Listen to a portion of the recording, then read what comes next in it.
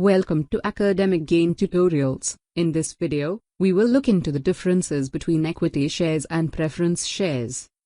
Equity shares are the shares that carry voting rights, and the rate of dividend also fluctuate every year as it depends on the amount of profit available to the company.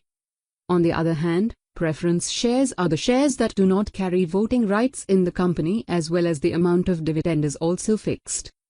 One of the major difference between equity shares and preference shares is that the dividend on preference shares is cumulative in nature, whereas the equity share dividend does not cumulate even if not paid for several years.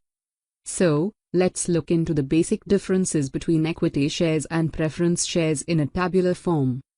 Difference number 1. Equity shares are the ordinary shares of the company representing the part ownership of the shareholder in the company, whereas preference shares are the shares that carry preferential rights on the matters of payment of dividend and repayment of capital.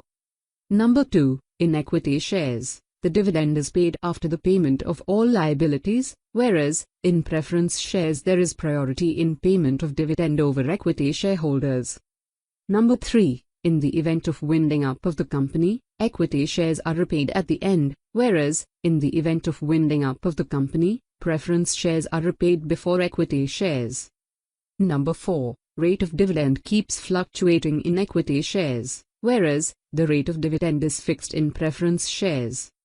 Number 5. Equity shares are irredeemable, but preference shares are redeemable. Number 6. Equity shares carry voting rights, whereas normally preference shares do not carry voting rights. However, in special circumstances, they get voting rights.